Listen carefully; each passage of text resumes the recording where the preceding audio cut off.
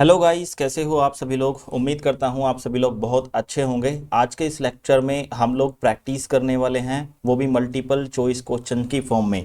Right, ये जो आपके क्वेश्चंस होने वाले हैं ये विलियम शेक्सपियर के ऊपर होने वाले हैं। और आपको स्पेशली देखो, विलियम शेक्सपियर एक ऐसा टॉपिक है, चाहे आप यूपी टीजीटी की, पीजीटी की, एलटी ग्रेड की, या फिर यूके एलटी ग्रेड की, है ना, या फिर बीए के एग्जाम्स की तैयारी आप लोग कर रहे हो, एमए की कर रहे हो, हर जगह आपको विलियम शेक्सपियर मिल जाएगा।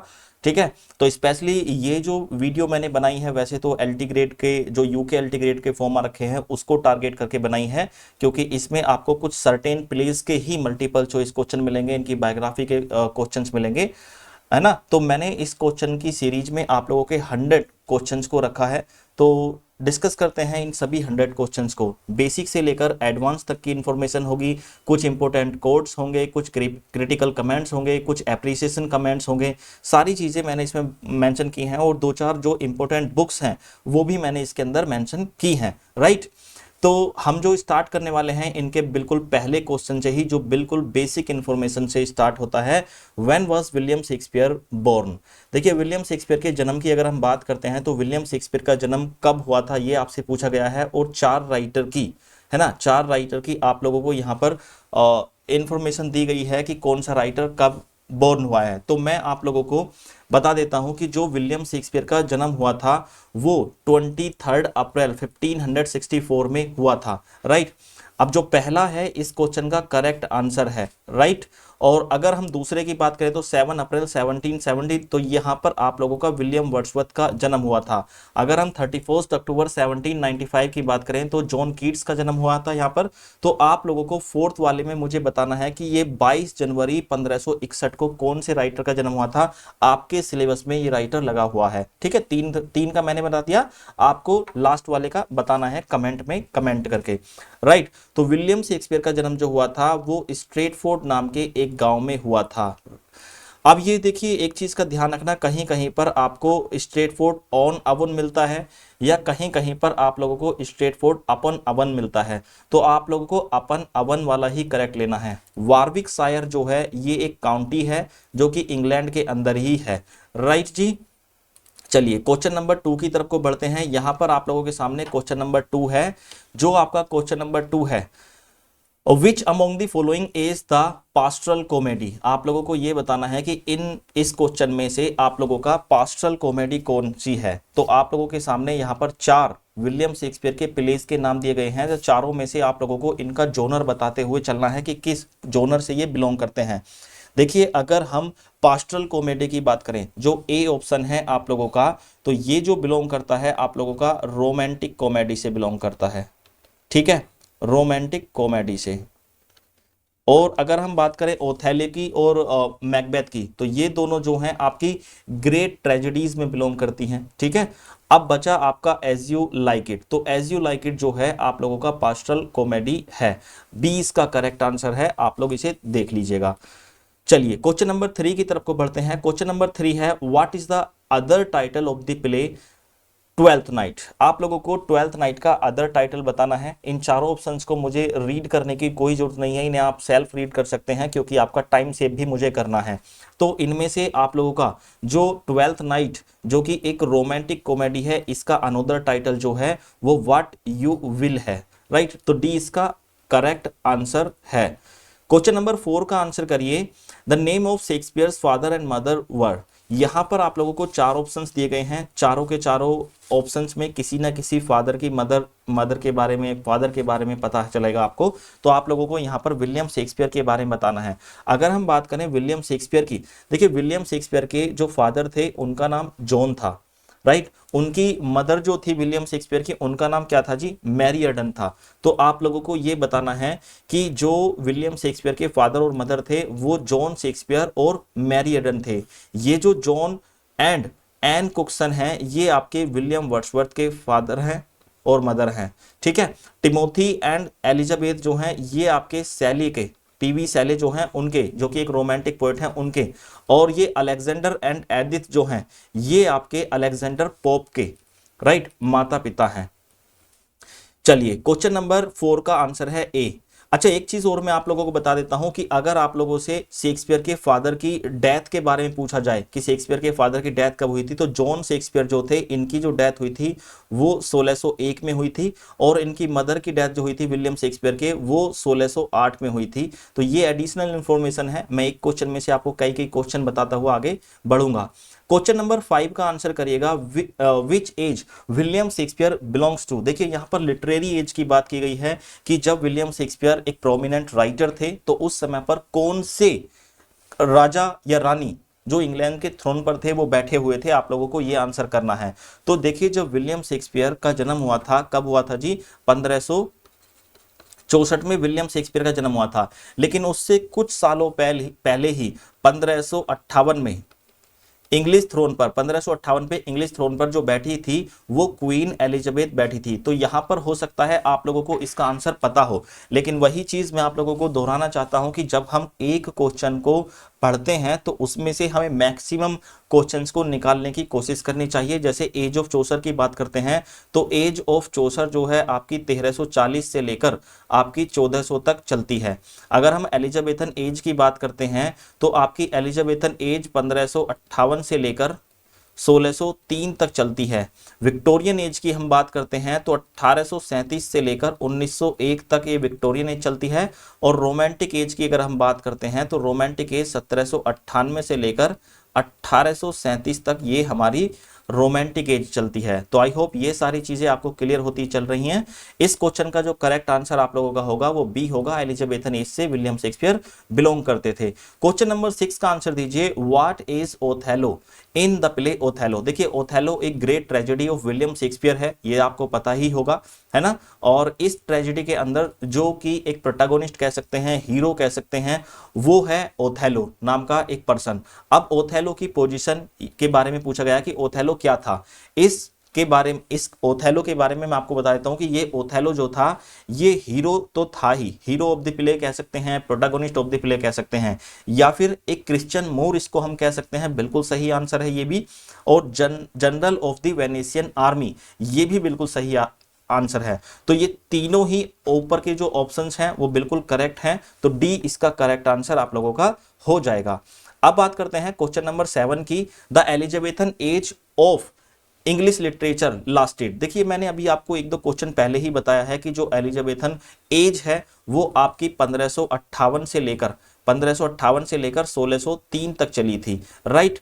तो 1603 तक चली थी, यहां तक आप लोगों को कंफर्म है, ए इसका करेक्ट आंसर हो जाएगा। लेकिन मैं आपको बाकी दो के बारे में भी बता देता हूं, क्योंकि अगर हिस्ट्री ऑफ इंग्लिश लिटरेचर से आपका कोई क्वेश्चन आता है तो इस तरह के क्वेश्चंस आपको पता होने चाहिए। जैसे 1603 से लेकर 1625 तक का जो टाइम पीरियड है, उस समय पर इंग्लिश थ्रोन पर जो रहे थे king James first English throne पर रहे थे। 1625 से लेकर 1649 तक चार्ल्स फर्स्ट इंग्लैंड के थ्रोन पर रहे थे।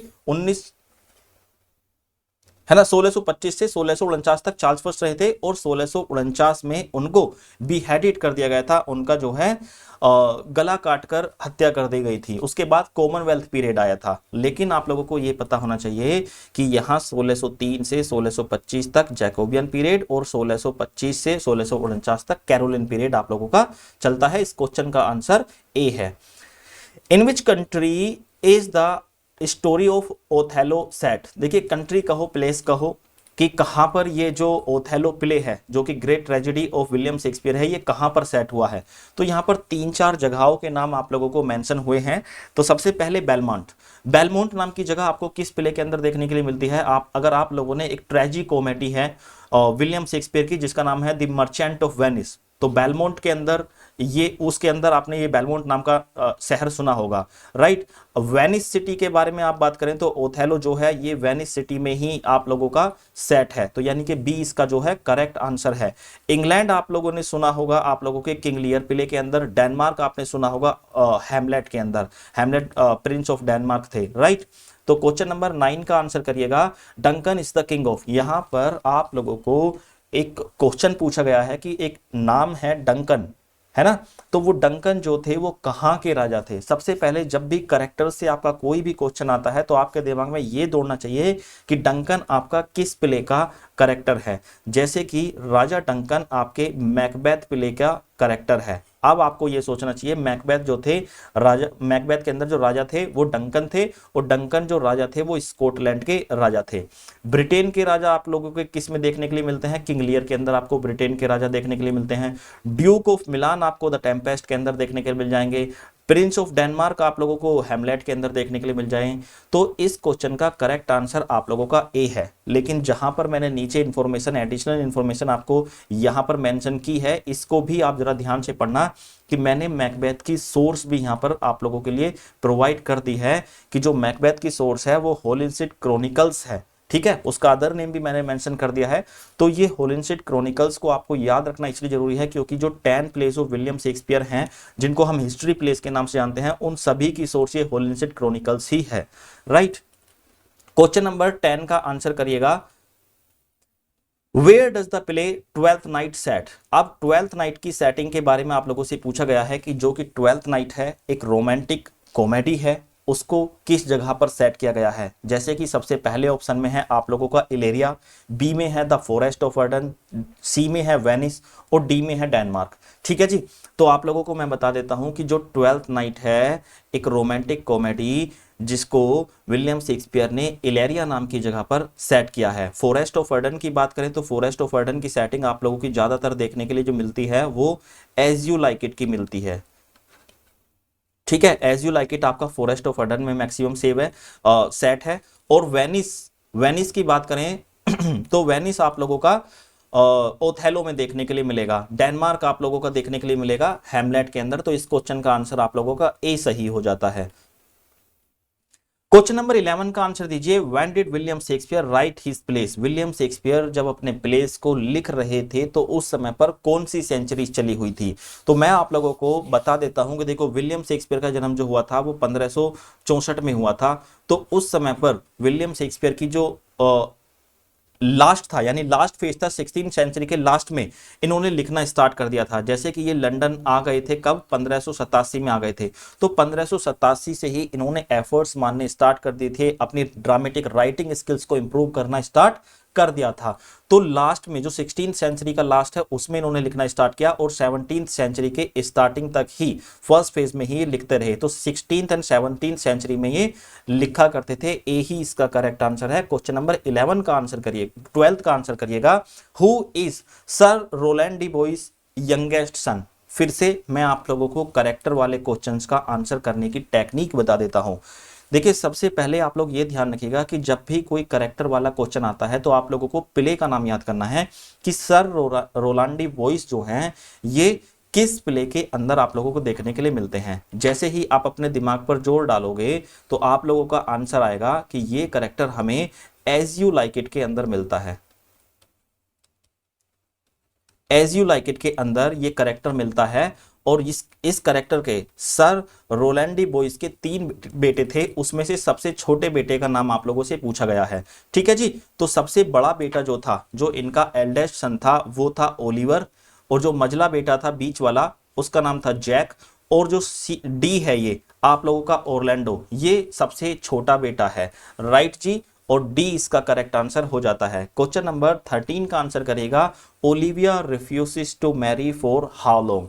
देखिए, एक करेक्टर है ओलिविया, फिर से सेम टेक्निक आपको अप्लाई करनी है कि ओलिविया किस प्ले के अंदर आती है, ट्वेल्थ नाइट के अंदर आती है। ओलिविया ने एक कसम खाई थी कि वो कुछ समय के लिए किसी भी लड़के की मतलब किसी भी लड़के से शादी नहीं करेगी, या उनके कांटेक्ट में नहीं आएगी, उनसे मिलना पसंद नहीं करेगी। तो ये कसम खाती है ओलिविया। कसम इसलिए खाती है क्योंकि इसके बिलव्ड जो ब्रोदर होते हैं, है ना, ब्रोदर जो है उनकी डेथ हो जाती है, और उनका शोक मनाने के लिए ये 7 ईयर्स तक कसम खाती है कि अगले 7 सालों तक मैं किसी भी लड़के के टच में नहीं आऊंगी, ना ही मैं शादी करूंगी। क्वेश्चन नंबर 14 का आंसर कीजिए, at the age of 7 William Shakespeare का जो स्कूल में भेजे गए थे उस स्कूल का नाम आप लोगों से पूछा गया है कि at the age of 7 which school was Shakespeare sent where he learned small Latin and less Greek. William Shakespeare को किस स्कूल में भेजा गया था जहां पर इन्होंने स्मॉल लैटिन और लेस ग्रीक को सीखा था। तो आपका क्वेश्चन में ऑप्शंस में पहला ऑप्शन है आप लोगों का हॉक्सीड ग्रामर स्कूल, जहां पर आप लोगों की कौन से राइटर की पढ़ाई हुई थी, विलियम वर्ड्सवर्थ की पढ़ाई हुई थी। यूनिवर्सिटी विट्स, तो ये तो आप लोगों का एक ड्रामेटिस्ट का ग्रुप है, तो ये तो कोई स्कूल या यूनिवर्सिटी है नहीं, तो बी ऑप्शन आपके मतलब निकल गया बाहर। तो जो ग्रामर है, ग्रामर स्कूल, या तो ये आपको ग्रामर स्कूल मिलेगा या आपको ये local grammar school, grammar school, ठीक है जी, लोकल ग्रामर स्कूल आप लोगों को देखने के लिए मिलेगा। अब एक चीज और याद रखना कि जो लोकल ग्रामर स्कूल है इसको हम खाली ग्रामर स्कूल भी बोलते हैं, और ये आपका स्ट्रेटफोर्ड नाम के विलेज में ही स्कूल था, तो सी आपका करेक्ट आंसर है। क्वेश्चन नंबर 15 का आंसर करिएगा, Who said Shakespeare knew small Latin and less Greek? ये एक बहुत इंपॉर्टेंट फ्रेज है, आप लोगों को पता ही होना चाहिए। किसी भी एग्जाम में आप अपीयर हो रहे हैं तो आप लोगों को इस फ्रेज के बारे में पता होना ही चाहिए कि small Latin and less Greek, ये विलियम शेक्सपियर के बारे में कहा जाता है। क्यों? क्योंकि William Shakespeare was less educated, वो ज्यादा पढ़े लिखे नहीं थे। उनको जो क्लासिकल लैंग्वेज थी, जैसे कि लैटिन लैंग्वेज है, ग्रीक लैंग्वेज है, वो उनको ज्यादा नहीं आती थी। उसके बावजूद भी उन्होंने अपनी राइटिंग्स को इतना ज्यादा आगे लेकर गए क्योंकि वो ट्रांसलेटेड वर्क पढ़ा करते थे विलियम शेक्सपियर। तो small Latin and less Greek जो है आप लोगों का, ये कहा है बेन जॉनसन ने। अब यहां पर बाकी कुछ राइटर्स मेंशन हैं, मैं आपको उनके बारे में बता देता हूं। देखिए, एक वोल्ट विटमैन है, ये एक अमेरिकन राइटर है जिन्हें हम फादर ऑफ फ्री वर्स कहते हैं, ठीक है जी। यहां पर सर फिलिप सिडनी है, सर फिलिप सिडनी को हम फादर ऑफ सोनेट सीक्वेंस कहते हैं। रॉबर्ट ग्रीन एक ऐसे राइटर हैं जिन्होंने विलियम शेक्सपियर को क्रिटिसाइज किया था, या फिर दूसरे तरीके से ऐसा भी कह सकते हैं कि विलियम शेक्सपियर ने रोमांटिक कॉमेडी लिखने का जो फॉर्मूला था वो रॉबर्ट ग्रीन से ही कॉपी किया था। तो यहां पर बी इसका करेक्ट आंसर आप लोगों का बनता है, बी। अब बी के बारे में मैं आपको बता देता हूं कि जो बेन जॉनसन हैं ये एक 16th सेंचुरी से बिलोंग करने वाले ड्रामेटिस्ट हैं, यानी कि उसी समय पर लिखा करते थे जब विलियम शेक्सपियर लिखा करते थे, इसीलिए इन्हें बेन जॉनसन को कंटेम्परेरी ऑफ विलियम शेक्सपियर के नाम से भी जाना जाता है, ठीक है जी। अब बेन जॉनसन ने ये बात small Latin and less Greek जो कही है अपनी एक poem to the memory of my beloved the author mister William Shakespeare के लिए कही है। देखिए यहां पर मैंने नाम मेंशन कर दिया है जिस पोयम के अंदर विलियम शेक्सपियर के बारे में बेन जॉनसन ने ये बात कही है, उस पोयम का नाम है to the memory of my beloved the author mister William Shakespeare.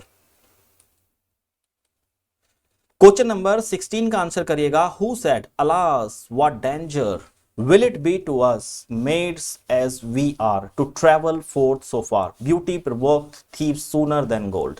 यहां पर एक कोट दिया गया है, कोट दिया गया है, आप लोगों को ये कोट बताना है किस करेक्टर ने कहा है। देखो यहां पर 4 ऑप्शंस हैं, जहां पर भी मैं आप लोगों को कई बार बता चुका हूं, जहां पर भी कोई करेक्टर आ जाए सबसे पहले आप लोगों को करेक्टर्स को डिटरमाइन करना है कि ये किस प्ले के करेक्टर हैं, जैसे कि Duke Senior, Duke Frederick, Touchstone, Rosalind. तो सबसे पहले आपके दिमाग में ये आना चाहिए कि ये करेक्टर आप लोगों के एज यू लाइक इट के हैं, ठीक है। तो ये कंफर्म हो गया। अब आपको देखना है कि इस प्ले के अंदर किस करेक्टर ने ये बात बोली है। तो इसका करेक्ट आंसर है आपका रोजालिन।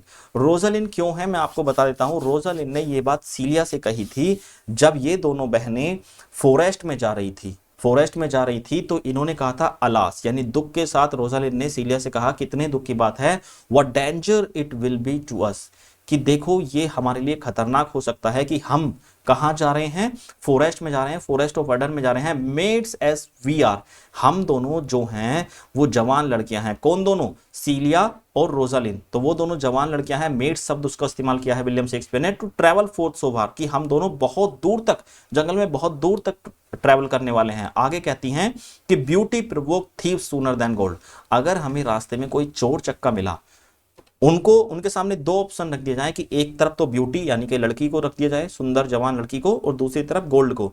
तो रोजालिन का कहना है कि beauty provoke thieves sooner than gold, तो वो ब्यूटी को प्रेफर करेंगे, यानी कि हमारी इज्जत को खतरा है तो हमें अपना भेष बदल लेना चाहिए। रोजालिन इस बात को कहती है, ठीक है जी। क्वेश्चन नंबर 17 का आंसर करिए, who said fair is fall and foul is fair. ये तो बहुत फेमस लाइन है और आपके एग्जाम में पूछी भी जा सकती है। काय स्मिथ फिगर ऑफ स्पीच का इस्तेमाल इसके अंदर विलियम शेक्सपियर ने किया है। तो मैकबेथ के अंदर ये लाइनें बोली गई हैं, लेकिन बोली किसने है? क्वेश्चन ये है कि ये लाइनें बोली किसने हैं। आपकी स्टार्टिंग में ही लाइन आपको देखने के मिल जाती हैं। तो आप लोगों को पता होगा कि इस प्ले के अंदर हमें 3 विचेस देखने के लिए मिलती हैं, 3 विचेस देखने के लिए मिलती हैं। उन 3 विचेस ने ये बात बोली है। ठीक है जी, तो आप लोगों को बताना है कि विचिस यानी कि सी इसका करेक्ट आंसर है। और मैकबेथ प्ले की फोर्थ विच की बात करें, जो मैकबेथ प्ले है the tragedy of William Shakespeare, उसके फोर्थ विच जो कही जाती है वो लेडी मैकबेथ कही जाती है। लेकिन इस क्वेश्चन का करेक्ट आंसर आप लोगों का सी है। क्वेश्चन नंबर 18 का आंसर करिएगा, what was the name of Shakespeare's spouse. Shakespeare के स्पाउस की बात की गई है। ये क्वेश्चन मैंने आप लोगों को प्रीवियस शेक्सपियर की प्रैक्टिस का जो सेशन दिया था मल्टीपल चॉइस क्वेश्चन के फॉर्मेट में, उसमें ही बताई थी।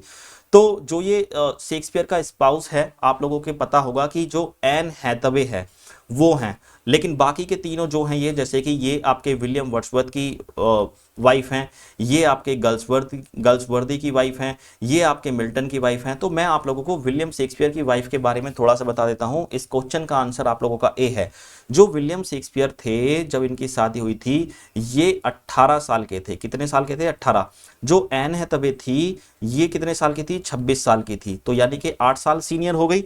और इनकी शादी जो हुई थी वो 1582 में हुई थी, 1582 में शादी हुई थी। और इस शादी से विलियम शेक्सपियर को 3 बच्चे हुए थे। पहली बेटी शादी के 6 महीने बाद हुई थी, जिसका नाम सुजैना था। दूसरे जो बच्चे हुए थे वो ट्विन के रूप में हुए थे। उनमें से एक बेटी एक बेटा था। बेटी का नाम विलियम शेक्सपियर ने जोडिथ रखा और बेटे का नाम उन्होंने हेमनेट रखा। हेमनेट की डेथ 11 साल की उम्र में हो गई थी। क्वेश्चन नंबर 19 का आंसर कीजिए, it is believed that one Shakespeare had to live straight forward, what was the reason. आप लोगों को यह बताना है कि देखो, एक बार विलियम शेक्सपियर को स्ट्रेटफोर्ड यानी कि अपना ही गांव छोड़कर जाना पड़ा था। कहां पर? लंदन। तो रीजन आप लोगों से पूछा है, तो 4 ऑप्शंस पढ़ूंगा तो आप लोगों का टाइम वेस्ट होगा, क्योंकि 4 ऑप्शंस किसी और प्ले से रेलिवेंट नहीं करते हैं। इसलिए मैं इस क्वेश्चन में आप लोगों को करेक्ट ऑप्शन बता देता हूं कि विलियम शेक्सपियर को स्ट्रेटफोर्ड इसलिए छोड़कर जाना पड़ा था क्योंकि उनके ऊपर 1587 में एक बार एक ब्लेम लगा था, एक इल्जाम लगा था कि उन्हें थॉमस लूसी स्पार्क्स से एक हिरन को चुराते हुए पकड़ा गया है, जिसकी वजह से उन्हें सजा के तौर पर एक तरह से स्ट्रेटफोर्ड से निकाल दिया गया था। लेकिन बाद में वो वापस आ गए थे, है ना। क्वेश्चन नंबर 20 का आंसर कीजिएगा। ये एक कोट है। आप लोगों को कोट का आंसर देते समय कोट तो पढ़ना ही है, साथ में नीचे करेक्टर्स को भी बड़े ध्यान से पढ़ना है। हो सकता है एक ही प्ले के करेक्टर हो सकता है एक से ज्यादा प्ले के करेक्टर हो। इस तरह के क्वेश्चन भी मैंने बदल बदल कर आगे आपके सामने रखे हैं। There is no art to find the mind's construction in the face, he was a gentleman on whom I built an absolute trust. ये कोट जो कही है ये राजा डंकन ने कही है। अब आपके दिमाग में यहां पर 2 क्वेश्चन और आने चाहिए कि राजा डंकन किस प्ले के अंदर हैं? मैकबेथ के अंदर हैं। अगर ये राजा हैं तो कहीं के राजा भी होंगे, तो स्कॉटलैंड के राजा हैं। ठीक है जी। अब स्कॉटलैंड के राजा डंकन ने ये बात बोली है कि जो मेरा थिन ऑफ कोडर था, जिसपे मैंने आंख बंद करके विश्वास किया था, वो भी चीटर निकला। तो इसलिए वो बोलते हैं कि there is no art to find the mind's construction in the face, कि कोई भी ऐसी आर्ट नहीं है कि लोगों के दिमाग में जो चीजें चल रही होती हैं उनको फेस पर दिखा सके। ठीक है। तो डंकन ने थेन ऑफ क्वार्टर पे बहुत ज्यादा विश्वास किया था, उसके बावजूद भी उन्होंने देशद्रोही का कांड कर दिया, यानी कि उन्होंने देशद्रोही कर दी। और क्वेश्चन नंबर 21 का आंसर कीजिएगा। इन 1594 Shakespeare became the charter member of which theatrical company. William Shakespeare ने एज ए ड्रामेटिस्ट कई थिएट्रिकल कंपनीज के साथ में काम किया था। स्टार्टिंग में इन्होंने द बर्वेज कंपनी ऑफ एक्टर्स के साथ किया, और उसके बाद इन्होंने ब्लैक फ्रायर्स के साथ भी किया, है ना, और चैम्बलियंस मैन के साथ भी किया, और इन्होंने एक अपना थिएटर जिसमें इनके मैक्सिमम शेयर थे, ग्लोब थिएटर में भी इन्होंने काम किया। लेकिन यहाँ पर एक स्पेसिफिक ईयर दे दिया गया है कि 1594 में ये किस थिएट्रिकल कंपनी के चार्टर मेंबर बने थे। तो A is the correct answer, the Chamberlain's man is the correct answer, right. तो क्वेश्चन नंबर 22 का आंसर दीजिए। आंसर तो आ ही गया है नीचे, तो मैं ही इसे एक्सप्लेन कर देता हूं। After the death of queen Elizabeth in 1603, यानी कि 1603 में जब क्वीन एलिजाबेथ की डेथ हो गई थी, तो इस जो थिएट्रिकल कंपनी थी द चैम्बलियंस मैन, इसका नाम बदल दिया गया था तो ये नाम बदलकर इसका किंग्समैन कर दिया गया था। क्यों कर दिया गया था? क्योंकि 1603 में किंग जेम्स फर्स्ट इंग्लैंड के थ्रोन पर आए थे, जिसकी वजह से उन्हीं के नाम पर इसका नाम बदलकर किंग्समैन कर दिया गया था। क्वेश्चन नंबर 23 का आंसर दीजिए। What is the name of the shipwreck twin in Twelfth night? Twelfth night के अंदर आप लोगों से ट्विंस के बारे में पूछा गया था कि एक जो शिपरेक हुआ था, यानी कि एक आपकी पानी के जहाज की दुर्घटना जो हुई थी स्टॉर्म के कारण, उसमें दो जुड़वा भाई बहन जो थे वो अलग हो गए थे, उनका नाम आप लोगों से पूछा है। तो देखो ये जो है अलग अलग प्लेस के करेक्टर हैं, अलग अलग प्लेस के करेक्टर हैं। आपको ये बताना है पहले ध्यान से कि जो हीरो एंड क्लाउडियो है ये किस प्ले के अंदर मिलते हैं। आई बिलीव कि ये मच एडो अबाउट नथिंग के अंदर मिलते हैं। रोजालिन एंड सीलिया जो है, रोजालिन एंड सीलिया आप लोगों को मिलते हैं एज यू लाइक इट के अंदर। ओलिविया एंड ओर्सिनो जो मिलते हैं आप लोगों को ये ट्वेल्थ नाइट के अंदर मिलते हैं, और वियोला एंड सेबेस्टियन भी आपको ट्वेल्थ नाइट के अंदर मिलते हैं। तो डी इसका करेक्ट आंसर है जो शिपरेक में भाई बहन बिछड़ते हैं वो वियोला और सेबेस्टियन, ये दोनों आपस में बिछड़ जाते हैं। तो डी इसका करेक्ट आंसर है। क्वेश्चन नंबर 24 का आंसर करिएगा। हु इज आर द सन या फिर सन्स ऑफ डंकन? जो राजा डंकन है मैकबेथ के जो मैकबेथ प्ले के अंदर हैं, उनके एक बेटे थे, अगर एक बेटा था तो क्या नाम था? दो बेटे थे तो क्या नाम था? आप लोगों को ये बताना है। तो राजा डंकन जो हैं उनके दो बेटे थे, सबसे बड़े बेटे का नाम मैल्कम था और तो दूसरा बेटा था उनका डोनाल्वेन था। तो यानी कि दो ही बेटे थे, दोनों का नाम मेंशन है। तो डी में इसका करेक्ट आंसर हो जाएगा A and B is the correct answer, right. तो डी इसका करेक्ट आंसर है। क्वेश्चन नंबर 25 का आंसर करिएगा। Complete the quote if music be the food of play on. तो यहां पर जो आपको ब्लैंक दिया हो गया है इसके अंदर आपको करेक्ट वर्ड फिल करना है। तो करेक्ट अगर वर्ड फिल करोगे यहां पर तो आप लोगों को करेक्ट वर्ड फिल करना पड़ेगा LOVE, if music be the food of love play on. ये बात विलियम शेक्सपियर के प्ले के अंदर हम लोगों को देखने के लिए मिलती है ट्वेल्थ नाइट के अंदर, ठीक है जी। तो लव इसमें करेक्ट आंसर आएगा। ट्वेल्थ नाइट के अंदर इस वर्ड को जो बोलते हैं ड्यूक ओर्सिनो बोलते हैं, क्योंकि उन्हें अपने प्यार में क्या मिल रहा है, निगेटिव रेस्पॉन्स मिल रहा है। किससे? ओलिविया से, जिसकी वजह से ये बोलते हैं कि अगर प्यार में आपको सफलता नहीं मिल रही है तो भैया गाने सुनो, वही आपको अब रिलीफ दे सकता है, ठीक है जी। क्वेश्चन नंबर 26 का आंसर दीजिए।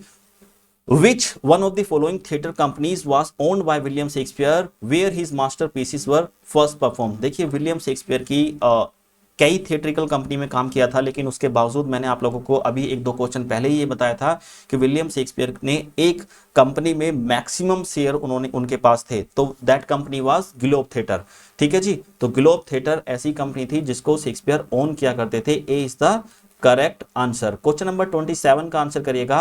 When Globe theatre was रीबुल्ट।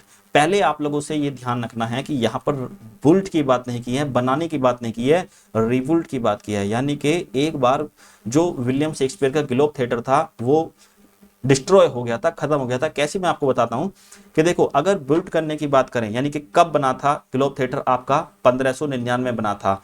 1599 में जब ये बना था तो सबसे पहला प्ले विलियम शेक्सपियर का कौन सा परफॉर्म हुआ था? तो जूलियस सीजर नाम का प्ले इसके अंदर परफॉर्म हुआ था, राइट। और अगर हम बात करें कि ये 1613 में क्या है, 1613 में इस थिएटर के अंदर आग लग गई थी बुरी तरह से, और उस समय पर विलियम शेक्सपियर का हेनरी 8th प्ले जो है इसके अंदर परफॉर्म किया जा रहा था। तो हेनरी 8th के परफॉर्मेंस के दौरान इसमें आग लग गई थी 1613 में, लेकिन इसको फिर से 1614 में एक बार बना दिया गया। तो ये इसका सी इसका करेक्ट आंसर हो जाएगा। 1642 में जो विलियम शेक्सपियर का 1642 अगर रिलेट करें तो देखो ये ग्लोब थिएटर 1642 में पूरी तरह से बंद कर दिया गया था। क्यों? क्योंकि इंग्लैंड के अंदर उस समय पर सिविल वार चला हुआ था। क्या चला हुआ था जी? सिविल वार चला हुआ था। तो इस क्वेश्चन का आंसर सी आपका हो जाएगा। 28 क्वेश्चन का आंसर करिए। Who usurp duke senior's position at court. यानी कि ड्यूक सीनियर आपको किस में मिलते हैं जी? आपको मिलते हैं एज यू लाइक इट में। और ड्यूक सीनियर को किसने उनकी पोजीशन से हटा दिया था? राजा की पोजीशन से हटा दिया था। तो ड्यूक फेडरिक ने हटाया था, ओलिवर ने, जैक ने, ओरलैंडो ने, किसने हटाया था? तो ड्यूक सीनियर का जो छोटा भाई था ड्यूक फेडरिक, उन्होंने अपने भाई का जो साम्राज्य था उनको उससे हटा दिया था, भगा दिया था फॉरेस्ट ऑफ अर्डन में, और ड्यूक जो फेडरिक जो थे वो गद्दी पर बैठ गए थे। इसका करेक्ट आंसर जो है वो ए है। क्वेश्चन नंबर 29 का आंसर करिएगा, how the twins Viola and Sebastian parted. अब ये क्वेश्चन तो शायद मैंने आप लोगों को बातों ही बातों में बता दिया था कि वियोला एंड सेबेस्टियन शिपरैक में जो है वो अलग हो गए थे। ए इसका करेक्ट आंसर है, तो यहां पर हम ज्यादा डिस्कशन नहीं करेंगे। नीचे मैंने आप लोगों को इसका एक्सप्लेनेशन दे दिया है, उसे आप रीड कर लीजिएगा। क्वेश्चन नंबर 30 का आंसर करिए, the name of Macbeth's wife in the Shakespeare play is. देखिए आप लोगों को मैकबेथ की वाइफ का नाम बताना है विलियम शेक्सपियर के प्ले में। देखो कुछ बच्चे जब व्हाट्सएप पे, किसी टेलीग्राम ग्रुप पे या कहीं भी डिस्कस करते हैं तो वो शेक्सपियर के प्ले मैकबेथ में जो करेक्टर है लेडी मैकबेथ, तो उनके ओरिजिनल नेम के पीछे भागते रहते हैं। जबकि विलियम शेक्सपियर ने मैकबेथ प्ले के अंदर जो लेडी मैकबेथ है उनका नाम कहीं भी पूरे प्ले के अंदर डिस्क्लोज नहीं किया है, लेकिन उस प्ले के अंदर हम उसे एक नाम लेडी मैकबेथ के नाम से जानते हैं, या फिर एक नाम और देते हैं हम इसको लेडी मैकबेथ को, fourth which of the play, right. तो कल्पूर्निया आप लोगों को देखने के लिए मिलेगी जूलियस सीजर के अंदर, मिरांडा आप लोगों को देखने के लिए मिलेगी द टेम्पेस्ट के अंदर, कोर्डेलिया आप लोगों को देखने के लिए मिलेगी किंग लियर के अंदर। तो ये कैरेक्टर्स आप लोगों को फिंगर्स पे होने चाहिए अगर आप एग्जाम में अच्छा स्कोर करना चाहते हैं तो, राइट। क्वेश्चन नंबर 31 का आंसर करिएगा, who said men in rage strike those that wish them best. यानी कि अच्छे इंसान जो हैं या फिर गुस्से वाले इंसान जो होते हैं, उनको गुस्सा भी आता है, वो हमेशा उन पर ही स्ट्राइक करते हैं, यानी कि उन पर ही गुस्सा निकालते हैं जिनको आप ज्यादा प्यार करते हो। आप किसी से प्यार करते हो तो आप अधिक गुस्सा उसी पे दिखाओगे जिससे आप प्यार करते हो, अदरवाइज किसी चलते फिरते आदमी से तो आपका कोई मतलब ही नहीं होता। तो यहां पर यही बात कही गई है कि मैन इन रेज, कि इंसान गुस्से में, स्ट्राइक दोस्त, उन लोगों पर ही गुस्सा दिखाता है, उन लोगों की भली बुरी बातें कहता है, दैट विश देम बेस्ट, जो उनका अच्छा चाहते हैं। तो ये बात जो कहता है, ये बात आप लोगों का यागो कहता है ओथेलो प्ले के अंदर, ठीक है जी। चलिए क्वेश्चन नंबर 32 का आंसर कीजिएगा, how many sonnets did William Shakespeare right. ये भी इंपॉर्टेंट क्वेश्चन है, आप लोगों से पूछा जा सकता है कि विलियम शेक्सपियर ने कितनी सोनेट्स को लिखा था। तो विलियम शेक्सपियर ने 154 सोनेट्स को लिखा था, 154 सोनेट्स को विलियम शेक्सपियर ने लिखा था। अगर आपको डिवीजन देखने हैं इनके तो मैंने दूसरी वीडियोस में एक्सप्लेन किए हैं, डिवीजन बहुत ईजी है इनके, आप लोग एक बार देख लीजिएगा, राइट। 523 सोनेट जो लिखी हैं वो विलियम वर्ड्सवर्थ ने लिखी हैं, 598 सोनेट जो लिखी हैं वो आपकी विक्रम सेठ ने लिखी हैं, राइट। क्वेश्चन नंबर 33 का आंसर करिएगा, what is the name of the wrestler home Orlando fights with. यानी कि आप लोगों से उस रेसलर का नाम पूछा गया है जो एज यू लाइक इट में फाइट करता है ऑरलैंडो के साथ। तो देखो ओलिवर तो बड़ा भाई था, ठीक है, ओलिवर तो बड़ा भाई था, फेब क्या थी, एक सेफर्डेस थी, ठीक है, और टचस्टोन क्या था जी, एक फूल था। तो ये जो चार्ल्स है, ये चार्ल्स नाम बचा आप लोगों का, तो Charles is the wrestler in As You Like It. Question number 34 का आंसर दीजिए, where we are those there is daggers in men's smile that near in blood the nearer bloody. ये कोट किसने बोली है? ये कोट जो बोली है आप लोगों के मैकबेथ प्ले के अंदर बोली है। यहाँ पर 4 आप लोगों को नाम देखने के लिए मिल रहे हैं, मैल्कम ने बोली है, डोनाल्डबिन ने बोली है, मैकबेथ ने बोली है, या फिर सेटन ने बोली है। तो देखो यहाँ पर जो ये कोट बोली गई है वो राजा डंकन के छोटे बेटे यानी कि डोनाल्डबिन के द्वारा बोली गई है। जब उनके पिता डंकन का खून हो जाता है तो वो कहता है कि हर इंसान की, मतलब सामने से तो हमें सब मीठा बनके दिखा रहे हैं, लेकिन पता नहीं किसकी स्माइल में, यानी कि किसकी बगल में छुरी है, कौन हमारे अंदर छुरा घोंप देगा हमें पता नहीं है। और ऐसे लोग वो होते हैं जो हमारे बिल्कुल क्लोज होते हैं, जो हमारे बिल्कुल क्लोज होते हैं वही हमारे साथ धोखा कर देते हैं। क्वेश्चन नंबर, इस क्वेश्चन का आंसर आपका बी है, डोनाल्डबिन ने ये बात कही थी। क्वेश्चन नंबर 35 का आंसर कीजिए कि sweet are the uses of adversity lines from. ये आपको बताना है, बहुत इंपॉर्टेंट लाइन है। वैसे तो आप लोगों को इसका आंसर पता ही होगा क्योंकि बहुत फेमस लाइन है, अगर किसी बच्चे को नहीं पता है तो इसे नोट डाउन कर लेना, बहुत इंपॉर्टेंट लाइन है। तो ये आप लोगों के 4 ऑप्शंस हैं, ए जैक्स, बी ओलिवर, सी ऑरलैंडो, डी ड्यूक सीनियर, है ना। तो इनमें से किसने कही है? तो ये लाइन जो है As You Like It play की है और डी इसका करेक्ट आंसर है, ड्यूक सीनियर ने ये बात कही है। अब देखो, sweet are the uses of adversity. Adversity का मतलब होता है प्रॉब्लम फेस करना, डिफिकल्टी फेस करना, चैलेंजेस फेस करना, ठीक है। तो यानी कि यहाँ पर ड्यूक सीनियर कहते हैं कि कोई भी आपको पॉजिटिव रिजल्ट चाहिए, पॉजिटिव आउटकम चाहिए, जैसे कि आप अब एग्जाम की तैयारी कर रहे हो, तो आप लोग एग्जाम की तैयारी तो इसलिए कर रहे हो कि आने वाला समय जब आपकी सरकारी जॉब लग जाएगी तो बहुत अच्छा होगा, लेकिन अभी इस समय पर आपको डिफिकल्टी फेस करनी पड़ रही है, कहीं वोकैबुलरी पढ़नी है, कहीं ग्रामर पढ़नी है, कहीं आपको लिटरेचर पढ़नी है, तो अभी आपका स्ट्रगल टाइम है, इसके बाद अच्छा समय शुरू हो जाएगा। तो sweet are the uses of adversity. Question number 36 का आंसर कीजिए, how many plays did William Shakespeare write. देखिए विलियम शेक्सपियर ने बहुत सारे प्ले लिखे थे, लेकिन कंफर्मेशन जो मिलती है हमें 37 प्लेस की ही मिलती है, तो बी इसका करेक्ट आंसर है कि विलियम शेक्सपियर ने 37 प्लेस को लिखा था। सी 37 का आंसर दीजिए, in which year were Shakespeare sonnet published. William Shakespeare की कितनी सोनेट पब्लिश हुई थी? 154 सोनेट्स पब्लिश हुई थी। 154 सोनेट्स को इन्होंने कब पब्लिश कराया था? तो इसमें आंसर आप लोगों को देना है करेक्ट वाला, तो डी इसका करेक्ट आंसर है कि विलियम शेक्सपियर ने सोनेट्स को जो पब्लिश कराया था वो 20 में 1609 को कराया था, और जो पब्लिशर बने थे इनके, जिन्होंने कंपाइल की थी, उनका नाम था थॉमस थोर्प। ठीक है जी, तो डी इसका करेक्ट आंसर है। 38 का आंसर दीजिए, who is Duke seniors daughter. Duke senior की एक बेटी थी। यहां पर देखो एज यू लाइक इट के अंदर दो कैरेक्टर आप लोगों को देखने के लिए मिलेंगे जो बहुत ज्यादा इंपॉर्टेंट हैं, जैसे कि एक तो सीलिया है। सीलिया जो थी ये ड्यूक फेडरिक की बेटी थी, है ना, तो ये तो हो नहीं सकती। फेब आपकी जो जंगल में रहती थी, और ऑड्रे भी वहीं पर रहता था। ठीक है, तो आपको ये जो मिला रोजालिन जो मिली, रोजालिन जो है ये ड्यूक सीनियर की बेटी थी, तो डी इसका करेक्ट आंसर है। क्वेश्चन नंबर 39 का आंसर करिएगा, हाउ डज व्योला डिस्गाइज हरसेल्फ। देखिए एक सिपरैक हुआ था 12th नाइट प्ले के अंदर, एक सिपरैक हुआ था, यानी कि पानी का जहाज एक स्ट्रोम में टूट गया था 2 पार्ट में।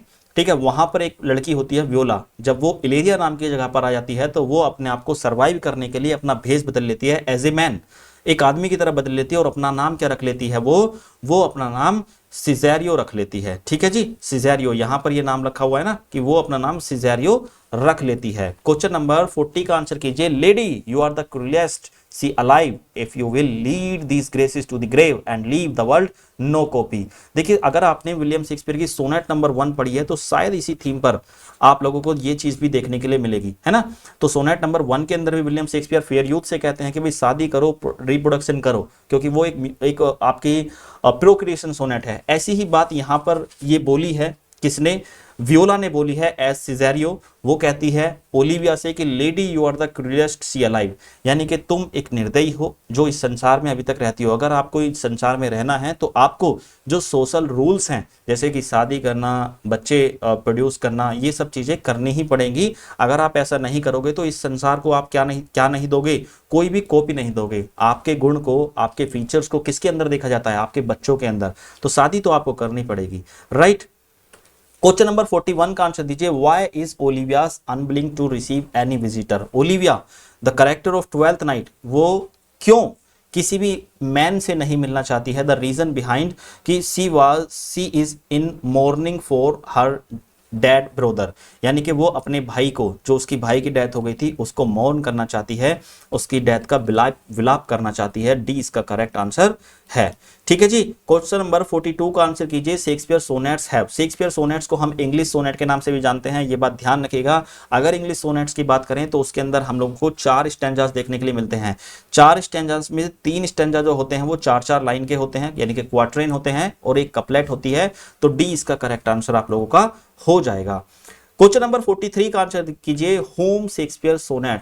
सोनेट नंबर 152 से लेकर 154 तक डेडिकेट हुई हैं। मैंने आपको बताया था कि शेक्सपियर की जो सोनेट हैं वो 154 हैं।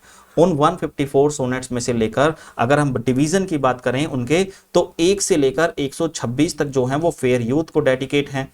ठीक है, डार्क लेडी की बात करें तो 127 से लेकर 152 तक है। ठीक है, तो आप इसे सोनेट नंबर 153 से लेकर 154 कर लीजिएगा, और सोनेट नंबर 1543 से लेकर 154 ये जो है आप लोगों की, ये लव कुपीड को डेडिकेट है। ठीक है, तो ये आप लोगों को ध्यान रखना है कि इस आंसर का जो करेक्ट आंसर है वो लव गॉड है, जिनको हम कुपीड के नाम से जानते हैं। क्वेश्चन नंबर 44 का आंसर कीजिएगा, what is the name of the forest in Macbeth where Macduff and his army hide to attack Macbeth. देखिए बहुत इंपॉर्टेंट क्वेश्चन है, अगर आप मैकबेथ प्ले को पढ़ोगे तो लास्ट में मैकडफ और उसके बाकी साथी एक बन से निकलकर, यानी कि एक वुड से निकलकर, एक बन से निकलकर जाते हैं ताकि वो मैकबेथ पर क्या कर सकें, अटैक कर सकें। बन कह लो, फॉरेस्ट कह लो, वुड कह लो, किसी से भी मान लो, तो उस बन का नाम पूछा है आप लोगों से, ठीक है। तो वो वन जो था वो वन था बिरनम वुड, यानी कि फॉरेस्ट का नाम क्या था, बिरनम वुड था। अब यहां पर तीन और इंपॉर्टेंट नाम मेंशन है। देखो ये जो डंसी नेन है, ये डंसी नेन एक कासल है जिसमें मैकबेथ रहा करता था, जहां पर उसकी डेथ हुई थी। और इन्वरनेस भी एक कासल है जिसमें मैकबेथ स्टार्टिंग में रहा करता था। कोडर एक पोस्ट है जो मैकबेथ को मिल जाती है पहले युद्ध के बाद। क्वेश्चन नंबर 45 का आंसर कीजिए, how many prophecies do the witches make for Macbeth, यानी कि कितनी भविष्यवाणी मैकबेथ के लिए जो विचेस हैं वो करती हैं। एक भविष्यवाणी करती हैं, दो करती हैं, तीन करती हैं, चार करती हैं, तो तीन भविष्यवाणी मैकबेथ के लिए वो करती हैं। क्वेश्चन नंबर 46 का आंसर करिएगा, great tragedies of William Shakespeare are, यानी कि चार ग्रेट ट्रेजेडीज विलियम शेक्सपियर की कही जाती हैं, उनका एक सीक्वेंस बना हुआ है जिसको हम शॉर्ट में उनका एक बना लेते हैं कोड, होकम। तो होकम जो है वो हैमलेट, ओथेलो, किंग लियर और मैकबेथ ये बना लेते हैं। तो अगर आप इसके मैच करके देखोगे, ठीक है, तो ये आपका बी में देखने के लिए मिलेगा होकम, ठीक है। तो इसका बी इसका करेक्ट आंसर हो जाएगा। क्वेश्चन नंबर 47 का आंसर करिएगा, हु कॉइन्ड द टर्म मोटिवलेस मैलिग्निटी, तो ये टर्म किसने किसके लिए कॉइन किया है आप लोगों को ये बताना है। तो देखो मोटिवलेस मैलिग्निटी एक करेक्टर के लिए कॉइन किया है एसटी कॉलेज ने। किसने किया है जी, एसटी कॉलेज ने इयागो के लिए ये टर्म कॉइन किया है, और इयागो करेक्टर आप लोगों का ओथेलो के अंदर आता है। राइट, क्वेश्चन नंबर 48 का आंसर कीजिएगा, life is a tale told by an idiot full of sound and fury, lines from, ये लाइंस आप लोगों की बहुत इंपॉर्टेंट है, ठीक है। और प्ले कौन सा है जी, मैकबेथ है जिससे ये लाइन ली गई है। तो मैकबेथ के अंदर इस लाइफ के बारे में बताया गया है कि लाइफ का कोई भरोसा नहीं है, कभी भी खत्म हो जाती है ना।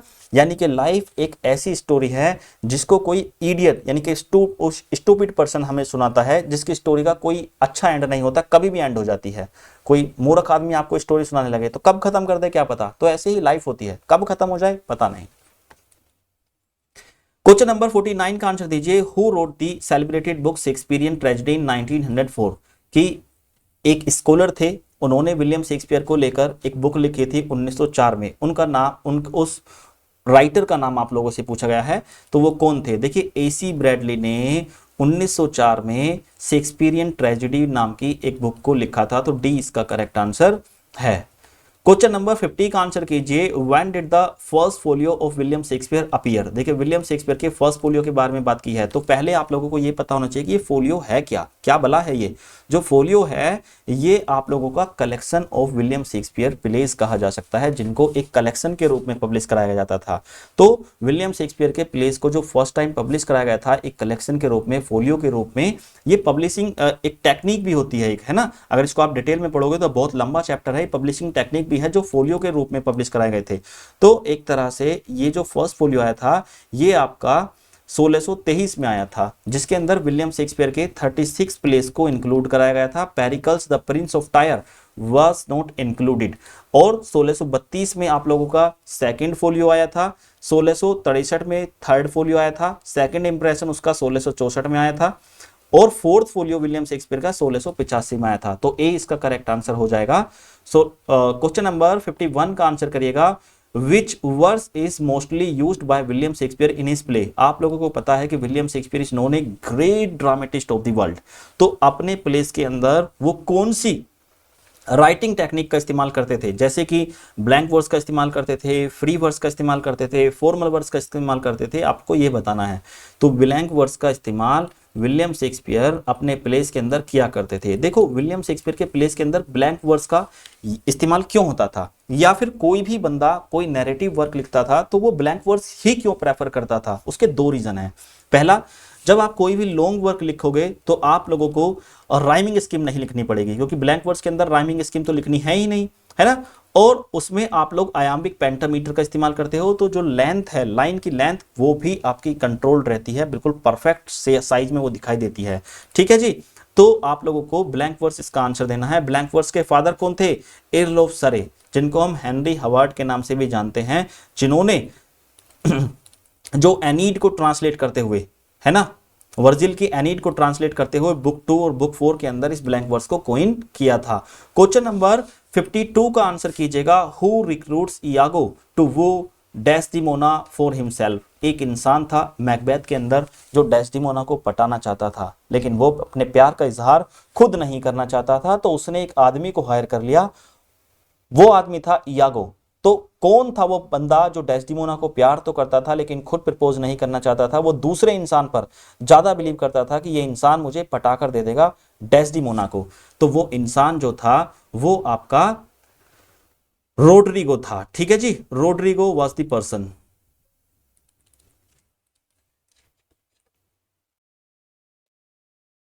तो आई होप आपको चीजें यहां तक बिल्कुल अच्छी तरह से समझ में आ रही हैं। मैं आप लोगों को क्वेश्चन नंबर 53 स्क्रीन पर फ्लैश करता हूं। What does Celia promise?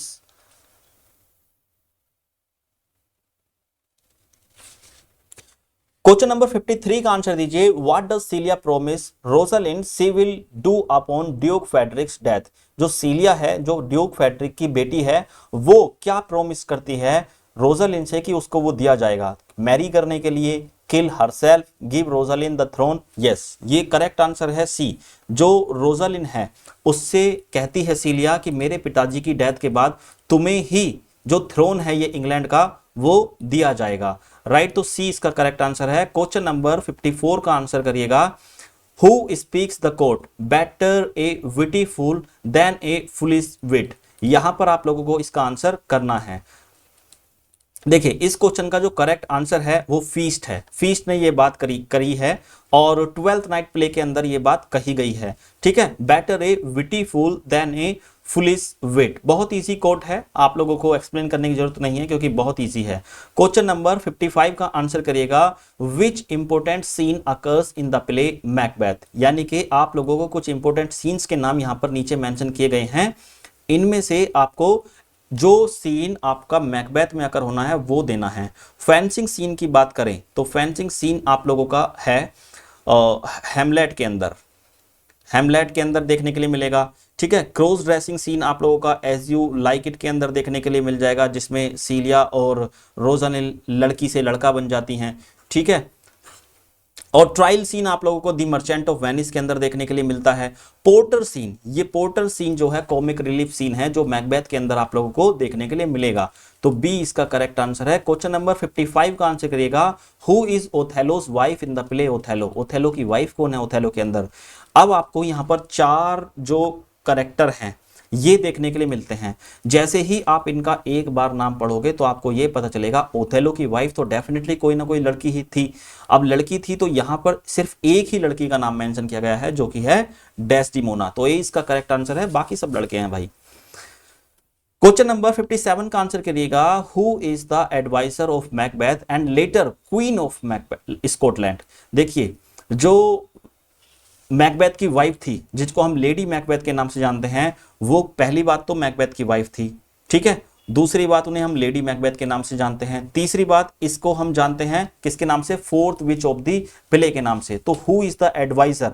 तो ये जो है एडवाइजर के रूप में भी काम करती थी लेडी मैकबेथ, है ना। तो ये सारे के सारे नाम किसके हैं? लेडी मैकबेथ के हैं। कि चाहे तो इन्हें एडवाइजर ऑफ मैकबेथ कह लो आप, या फिर मैकबेथ की वाइफ कह लो आप, या लेडी मैकबेथ कह लो आप, या fourth which of the play कह लो आप। ठीक है, सारे के सारे नाम जो हैं ये लेडी मैकबेथ के ही हैं। तो डी इसका करेक्ट आंसर है। क्वेश्चन नंबर 58 का आंसर करिएगा। Where the quote from Shakespeare is found? Be not afraid of greatness, some are born great, some achieve greatness. बहुत बेहतरीन और इंपॉर्टेंट कोट। देखिए, ये बात तो सच्चाई है कि कुछ लोगों को बचपन से ही गॉड गिफ्टेड टैलेंट मिलता है, कुछ लोगों को प्रॉपर्टी यानी कि पैसा बहुत ज्यादा मिलता है, they are born with silver spoon, है ना। तो कुछ लोगों को ग्रेटनेस यानी कि सक्सेस, पैसा, ये सारी की सारी चीजें अपने एफर्ट्स से कमानी ही पड़ती हैं। तो आप लोगों को इस चीज से नहीं घबराना चाहिए कि आप लोगों के पास पैसा नहीं है। आएगा आएगा, लेकिन उसके लिए आपको एफर्ट्स लगाने पड़ेंगे, अच्छे एक्शंस करने पड़ेंगे, अचीवमेंट्स करने पड़ेंगे, तभी तो आएगा। तो आप लोगों को घबराना नहीं है, घबराना नहीं है। ये सब चीज़ें पैसा आती जाती चीज़ है और ये आ जाएगा अगर आप किससे लगाएंगे? एफर्ट से। तो उन लोगों को मत देखिए ज़्यादा जो स्टार्टिंग से ही जिनके पास पैसा होता है, तो ऐसे लोगों को तो गॉड गिफ्टेड चीजें होती हैं ये सब चीजें, राइट। क्वेश्चन नंबर 59 का आंसर करिएगा। Who speaks in As You Like It? If it be true that good wines needs no bus, it is true that a good play needs no epilogue। यहां पर कहा गया है, ये code पहले आप देख लीजिए, आप लोगों को देखते ही पता चल जाना चाहिए कि ये कोड जो है लास्ट में यानी कि कंक्लूडिंग कोड है किसकी, एक एपिलॉग है किस प्ले के अंदर, एज यू लाइक इट के अंदर। एज यू लाइक इट के अंदर जो कोट है ये आप लोगों का कोट कहा गया है रोजालिन के द्वारा, ठीक है जी। इस क्वेश्चन का आंसर आप लोगों का कौन है जी, सी है, सी आंसर है। यहां पर डी मेंशन है तो इसे सी आप लोग कर लीजिएगा, राइट।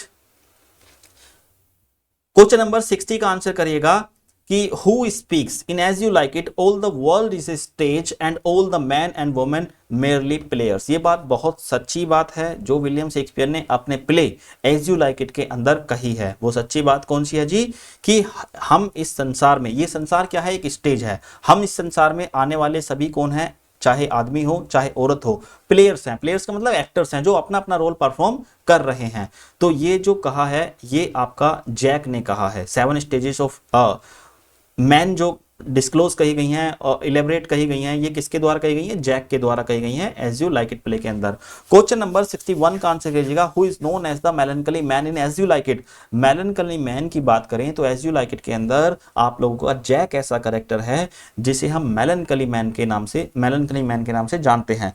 देखिए टचस्टोन आपका एज यू लाइक इट के अंदर फूल है, मैकबेथ आपकी ग्रेट ट्रेजेडी है, योरिक आपको देखने के लिए मिलता है हैमलेट प्ले के अंदर, तो जैक ही तो आंसर बचा इसका, तो C is the correct answer. Question number 62 का आंसर बताइएगा। Who was the queen among 3 witches. आप लोगों को यह बात पता है कि मैकबेथ प्ले के अंदर हम लोगों को विचेस देखने के लिए मिलती हैं, चुड़ैल देखने के लिए मिलते हैं, वो भी कितनी, 3। तो उन 3 चुड़ैलों की जो एक रानी थी, क्वीन थी, वो कौन थी, तो हिकैट उसका नाम है, सी इसका करेक्ट आंसर होगा, ठीक है जी। क्वेश्चन नंबर 63 का आंसर कीजिएगा। Who said Shakespeare knows small Latin and less Greek. I believe कि ये रिपीटेड आपका क्वेश्चन है, तो Ben Jonson is the one who said Shakespeare knows small Latin and less Greek, तो बी इसका correct answer है। Question number 64 का answer कीजिएगा। एज यू लाइक इट में इस बात को कौन कहता है कि the fool do think he is wise but the wise man knows himself to be a fool. आप लोगों को पता होगा जिनके पास लिमिटेड नॉलेज होती है वो अपने आप को स्कॉलर दिखाने की कोशिश करते हैं कि उनके पास बहुत ज्यादा नॉलेज है, लेकिन जो स्कॉलर होते हैं, जो रियली जिनके पास नॉलेज होती है, उनको यह पता है कि नॉलेज का कोई एंड नहीं है, there is a lot to learn, बहुत सारी चीजें सीखने के लिए हैं। तो ऐसा ये बात कौन कहता है एज यू लाइक इट के अंदर, तो एज यू लाइक इट के अंदर टचस्टोन जो कि एक तरह से फूल है, ये इस बात को कहता है। क्वेश्चन नंबर 65 का आंसर करिएगा। Immediately following the wrestling match, यानी कि रेसलिंग मैच खत्म होने के बाद As You Like It play के अंदर what does Duke Frederick do the greatly upset that greatly upset Celia, कि ड्यूक फ्रेडरिक क्या ऐसा करते हैं जो उनकी बेटी सीलिया को बहुत ज्यादा अपसेट कर देते हैं। तो ड्यूक फ्रेडरिक रेसलिंग मैच के बाद में वो रोजालिन को बैनिश कर देते हैं कि जाओ अपने फादर ड्यूक सीनियर के पास फॉरेस्ट ऑफ अर्डन में जाकर रहो, तो ए इसका करेक्ट आंसर है। क्वेश्चन नंबर 66 का आंसर करिएगा। Why is Iago so upset with Othello eight the beginning of the play. एक करेक्टर आप लोगों को इयागो मिलता है किसके अंदर, मैकबेथ के अंदर। इयागो स्टार्टिंग में ओथेलो से बहुत नाराज रहता है। द रीजन बिहाइंड कि ओथेलो जो है वो प्रमोट कर देता है एक नए लड़के, इनएक्सपीरियंस लड़के जिसका नाम कैसियो है, किसकी पोस्ट पर, लेफ्टिनेंट की पोस्ट पर, और इयागो को प्रमोट नहीं करता, तो बी इसका करेक्ट आंसर है, ठीक है जी। अब इयागो की पोस्ट क्या होती है, इयागो की जो पोस्ट होती है वो पोस्ट होती है जी एनसाइन की। युद्ध में एनसाइन की पोस्ट होती है। एनसाइन जो होता है, जो आपने देखा होगा कि जो ध्वजा लेकर घूमता है, यानी कि झंडा फ्लैग लेकर घूमता है, उसको बोलते हैं एनसाइन। क्वेश्चन नंबर 67 का आंसर करिएगा, ठीक है। If after every tempest came such calm may the wind blow till they have weakened death, where do this line appear. बहुत बेहतरीन लाइन है, प्ले ओथेलो की लाइन है, ठीक है। ओथेलो में भी ये लाइनें जो बोलता है एक तरह से ओथेलो के डीप लग है डेस्टिमोना को, वो दिखाने के लिए लाइन बोली गई हैं, ठीक है जी। जैसे आपने देखा होगा कि कोई भी टेम्पेस्ट आता है, टेम्पेस्ट मतलब तूफान वगैरह आता है, तो उसके बाद एक कामनेस आप लोगों को देखने के लिए मिलती है। और जो मूर है, ओथेलो है, वो फुल ऑफ रेज है, गुस्से से भरा हुआ है, लेकिन जैसे ही वो अपने बिलव्ड डेस्टिमोना को देखता है एक शांति आ जाती है। तो ये बात कहता है, अपने डीप लव को शो करने की कोशिश करता है ओथेलो यहां पर। क्वेश्चन नंबर 68 का आंसर दीजिएगा।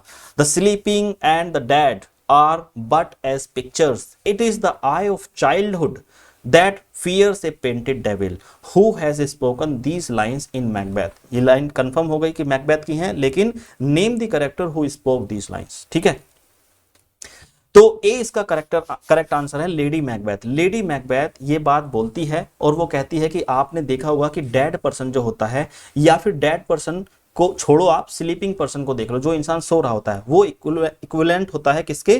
डेड पर्सन के। यानी कि सोते हुए इंसान को ना कुछ पता होता ना ही डेड पर्सन को। और अगर आप सोते हुए इंसान से या डेड पर्सन से डरोगे तो ये इस तरह की घटना कही जाएगी, it is the eye of childhood, कि जैसे कोई बचपन में कोई बच्चा फियर कर जाता है, डर जाता है किससे? पेंटेड डेविल से। यानी कि कोई चित्र में, कोई पिक्चर में भूत लगा हो और उससे बच्चा डर जाए। तो आपको किसी भी स्लीपिंग पर्सन से या डेड पर्सन से डरना नहीं चाहिए। तो लेडी मैकबेथ किससे बात कर रही हैं? मैकबेथ से कह रही हैं जाओ, डंकन अभी सो रहे हैं, उनको जाकर निपटा दो, उनको जाकर मार दो। क्वेश्चन नंबर 69 का आंसर दीजिए। Antonio is arrested for what in Twelfth night. Antonio एक क्या है? अगर मैं बता दूंगा तो आंसर हो जाएगा। ठीक है, एंटोनियो जो है एक पायरेट है। पायरेट है जिसकी वजह से, पायरेट कहते हैं समुद्री लुटेरे टाइप का जो इंसान होता है उसको कहते हैं पायरेट। तो एंटोनियो जो है ट्वेल्थ नाइट के अंदर एक पायरेट है, जिसकी वजह से उसको गिरफ्तार कर लिया जाता है। क्वेश्चन नंबर 17 का आंसर करिएगा। How much time does Duke Frederick allow Oliver to find Orlando. देखिए, जो रेसलिंग मैच होता है, रेसलिंग मैच के बाद ओरलैंडो भाग जाता है फॉरेस्ट ऑफ अर्डन में। फॉरेस्ट ऑफ अर्डन में उसके बाद कौन भाग जाती है? सीलिया भाग जाती है। उसके साथ कौन जाती है? रोजालिन जाती है। ये दोनों सीलिया रोजालिन चली जाती हैं कहां पर? फॉरेस्ट में। तो अब जो ड्यूक फ्रेडरिक हैं वो जाते हैं ओलिवर के पास। वो कहते हैं कि भाई तेरा भाई ओरलैंडो हमारी बेटी को लेकर भाग गया है सीलिया को, अगर तुमने 1 साल के अंदर उसे वापस नहीं ला कर दिया मुझे तो मैं तुम्हारी सारी संपत्ति को हड़प लूंगा। ठीक है, तो इसका आंसर ए होगा आपका करेक्ट आंसर। क्वेश्चन नंबर 71 का आंसर कीजिए। Other abide our question thou art free out topping knowledge who remark this. ये बहुत इंपॉर्टेंट कोट है और ये कोट विलियम शेक्सपियर के बारे में कहा गया है, एक राइटर जिनका नाम है मैथ्यू अर्नोल्ड। ए इसका करेक्ट आंसर है। और मैथ्यू अर्नोल्ड ने अपनी सोनेट, एक सोनेट लिखी थी मैथ्यू अर्नोल्ड ने, जिसका नाम है शेक्सपियर। उसके अंदर ये बात बोली थी विलियम शेक्सपियर को कि दूसरा कोई भी पर्सन कोई राइटिंग लिखे, कोई भी लिटरेचर का वर्क लिखे, अगर हमें कोई कंफ्यूजन है, कोई क्वेश्चन है तो हम उनसे पूछ सकते हैं, लेकिन तुमसे तो वो भी नहीं कर सकते, क्योंकि तुम्हारी नॉलेज कैसी है? Out topping, beyond the world है। क्या पता हम जो सोच रहे हैं उसका मीनिंग वो हो ही ना। तुम्हारी नॉलेज इस संसार से परे है, बहुत अपार अपरंपार नॉलेज है तुम्हारी, तो तुम पे तो कोई क्वेश्चन भी करना मूर्खता है। विलियम शेक्सपियर के बारे में इतना बढ़िया कोट कहा था मैथ्यू अर्नोल्ड ने। शेक्सपियर बहुत महान राइटर थे, है ना, शेक्सपियर बहुत ग्रेट थे। 72 का आंसर करिएगा। Who wrote the first formal biography of William Shakespeare in 1709। The most important question. H.B. Charlton ने लिखी थी शेक्सपियर की बायोग्राफी को 1709 में, AC ब्रेडली ने, रॉय वोल्कर ने, निकोलस रो ने। तो Nicholas Rowe is the correct answer who wrote Shakespeare formal biography in 1709। Right, तो डी इसका करेक्ट आंसर हो जाएगा। क्वेश्चन नंबर 73 के बारे में बताइएगा। Who said William Shakespeare sweet swan of Avon. बहुत बढ़िया, ये भी बहुत अच्छा मतलब क्वेश्चन है। या तो स्वीट स्वान ऑफ अवन कहा जाता है विलियम शेक्सपियर को, या फिर बार्ड ऑफ अवन कहा जाता है। ये भी बहुत अच्छा है। ठीक है जी, तो विलियम शेक्सपियर को बार्ड ऑफ अवन या स्वीट स्वान ऑफ अवन जो कहा गया था वो बेन जॉनसन के द्वारा कहा गया था। किस पोयम में? मैंने आपको बताया था ना, वही पोयम है to the memory of my beloved the author mister William Shakespeare, जिसके अंदर विलियम शेक्सपियर को ये बोला गया था small Latin and less Greek. उसी पोयम के अंदर स्वीट स्वान ऑफ अवन भी बोला है बेन जॉनसन ने। राइट, क्वेश्चन नंबर 74 का आंसर कीजिएगा। In Twelfth Night who is Sir Toby Belch drinking companion and partner in mischief. यानी कि एक करेक्टर आपको माइनर करेक्टर देखने के लिए मिलेगा, सर टोबी बेल्च। आजकल एग्जाम में माइनर करेक्टर ही मिलते हैं। सर टोबी बेल्च के साथ जो है एक उनका कंपेनियन था, साथी था, जो दारू भी पीता था उनके साथ, और जो कुछ गलत काम करने होते थे तो उन गलत काम में भी सर टोबी बेल्च का साथ देता था। तो उस बंदे का नाम है सर एंड्रयू एग्यूचैक। ठीक है जी। तो सर टोबी बेल्च का फ्रेंड था ये, जो ओलिविया के घर में ये दोनों रहकर आराम से दारू वारू आराम से पीते थे। डी इसका करेक्ट आंसर है। क्वेश्चन नंबर 75 का आंसर कीजिएगा, which of the following writer is noted for what kids called negative capability. यानी कि नेगेटिव कैपेबिलिटी एक टर्म है, एक फ्रेज है जिसको जॉन कीट्स ने कॉइन किया था, लेकिन you need to tell the answer कि किसके लिए किया था, for whom John Keats invented this negative capability term. तो राइट आंसर इसका आप लोगों को बताना है, मिल्टन, सेले, एलियट या फिर शेक्सपियर। तो Shakespeare is the correct answer. Negative capability को मैंने बहुत अच्छे से एक्सप्लेन कर रखा है, उसको आप देख लीजिएगा। क्वेश्चन नंबर 74, क्वेश्चन नंबर 76 माफ कीजिएगा, क्वेश्चन नंबर 76 का आंसर कीजिएगा, शेक्सपियर्स कंटेम्परेरी वाज। शेक्सपियर का इन चारों में से कौन कंटेम्परेरी है? मिल्टन है, चौसर है, बेन जोन्सन है या फिर टीएस एलियट है? तो देखो यहां पर आप लोगों को शेक्सपियर के जो कंटेम्परेरी देखने के लिए मिलते हैं वो बेन जोन्सन मिलते हैं। बेन जोन्सन, जिन्होंने विलियम शेक्सपियर को स्वीट स्वान ऑफ अवन कहा था, जिन्होंने विलियम शेक्सपियर को small Latin and less Greek कहा था, या फिर कहा था Shakespeare is for all time, all ages, हमेशा हमेशा के लिए शेक्सपियर रहेंगे। Who said about William Shakespeare an upstart crow beautified with our feathers. देखिए यहां पर विलियम शेक्सपियर के बारे में बोला गया है, जो बोला है वो रॉबर्ट ग्रीन ने बोला है। रॉबर्ट ग्रीन ने क्यों बोला है? ए इसका करेक्ट आंसर है। रॉबर्ट ग्रीन ने इसलिए बोला है क्योंकि रॉबर्ट ग्रीन विलियम शेक्सपियर को बिल्कुल भी पसंद नहीं करते थे। उन्होंने एक टेम्पलेट जो कि 1592 में आई थी उसके अंदर बोला था ये बात कि शेक्सपियर तो एक कौवा है। अब आपने दो चीज देखी होंगी, एक तो कोआ जिसको हम क्रो बोलते हैं इंग्लिश में, कोआ, और एक देखी होगी कोयल। ये दोनों देखने में ऐसे ही लगते हैं, लेकिन दोनों की आवाज में जमीन आसमान का फर्क होता है। तो रॉबर्ट ग्रीन यही कहते थे कि एक काला कौवा आया है, वो हम स्कॉलर्स को कॉपी कर रहा है और ऐसे वर्क्स को लिखना चाहता है, ड्रामास को लिखना चाहता है, यानी हमारे पंखों से वो उड़ना चाहता है, हमारी कॉपी करके उड़ना चाहता है। And that was William Shakespeare and said by Robert browning, है ना। 78, क्वेश्चन नंबर 78 का आंसर कीजिएगा, which work of his own William Shakespeare called the first year of my invention. बहुत इंपॉर्टेंट कोट है, एग्जाम में पूछा जा सकता है, क्योंकि विलियम शेक्सपियर ने ये कोट कहा है अपने ही एक वर्क के बारे में।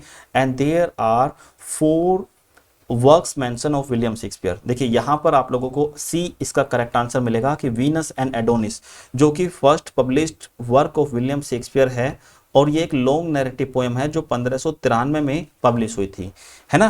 तो इसके बारे में विलियम शेक्सपियर ने बोला है, वीनस एंड एडोनिस 1593 में पब्लिश हुई थी, एक लॉन्ग नैरेटिव पोएम है, और इसके अंदर हमें 199 स्टैंजास देखने के लिए मिलते हैं, जो कि 6 लाइन का हर एक स्टैंजा होता है, राइट। चलिए क्वेश्चन नंबर 79 का आंसर कीजिएगा, which age is often considered to be the golden age of English literature. एक ऐसी एज है जिसको हम golden age of English literature कहते हैं। आई बिलीव कि इसका आंसर आप लोगों को पता होगा, एज ऑफ चौसर है, एज ऑफ एलिजाबेथन एज है, रोमांटिक एज है या विक्टोरियन एज है।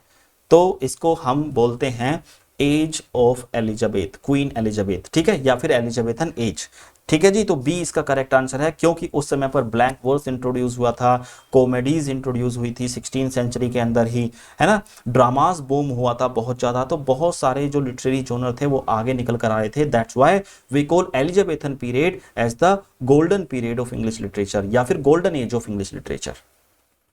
क्वेश्चन नंबर 80 का आंसर कीजिएगा, dear son of memory great heir of fame what needest thou such weak witness of thy name. ठीक है, ये कोट है जिसे एक राइटर ने कहा था, आप लोगों को बताना है कि सैमुअल जॉनसन ने कहा था, टीएस एलियट ने कहा था, या फिर जॉन मिल्टन ने कहा था, या विलियम शेक्सपियर ने कहा था। देखो सबसे पहले एक बात बता देता हूं कि ये कोट जो कहा गया है, ये कोट विलियम शेक्सपियर के बारे में कहा गया है, यानी कि उनके लिए कहा गया था। डेफिनेटली ये वाला तो आप लोगों का ऑप्शन से बाहर है, तो बचे 3 आपके। तो मिल्टन ने, जॉन मिल्टन ने एक पोएम को लिखा था ऑन शेक्सपियर,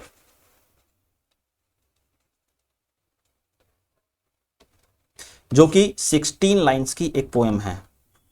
कब लिखा था जी? 1630 में लिखा था। उसके अंदर ये कोट बोला है कि शेक्सपियर को किसी वीक विटनेस की, यानी कि किसी टॉम की, किसी चीज की जरूरत नहीं है। मरने के बाद शेक्सपियर के वर्क्स ही उनकी याद में टॉम बन जाएंगे, यानी लोगों के दिल में शेक्सपियर के वर्क रहेंगे, और उन वर्क्स को रीड करते करते ही विलियम शेक्सपियर को हमेशा लोग याद किया करेंगे। तो John Milton is the correct answer.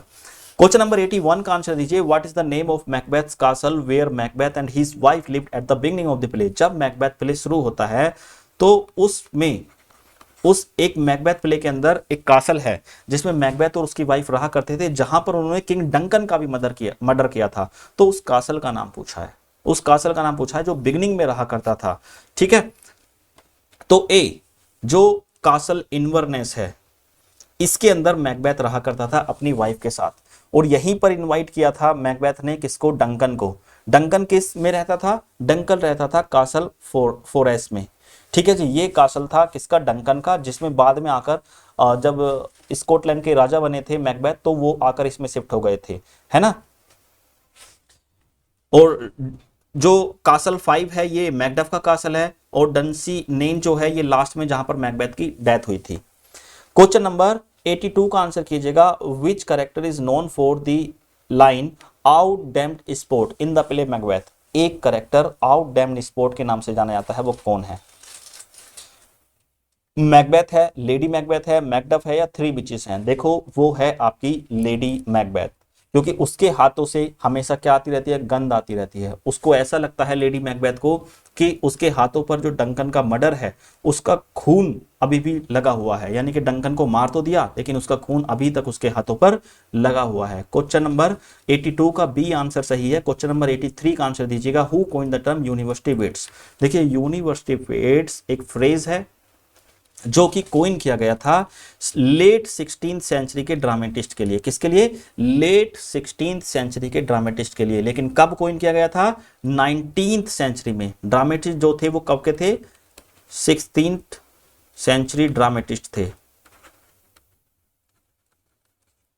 और कब कोइन किया गया था इस टर्म को, 19th सेंचुरी में कोइन किया गया था। किसने कोइन किया था जी, जॉर्ज सेंट्सबरी ने कोइन किया था, है ना। यूनिवर्सिटी वेट्स एक टर्म है जिसको 19th सेंचुरी में जॉर्ज सेंट्सबरी ने कोइन किया था, जिसके अंदर 7 मेंबर्स थे।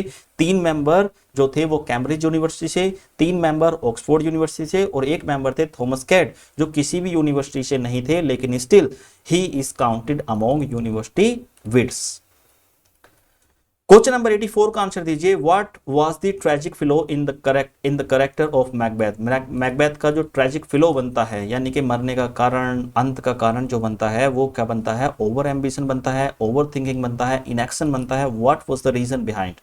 तो देखो ओवर एम्बिशन यानी कि उसकी महत्वाकांक्षा, बढ़ती हुई महत्वाकांक्षा जो है किसकी, मैकबेथ की, वो ही उसका कारण बनती है उसकी डेथ का।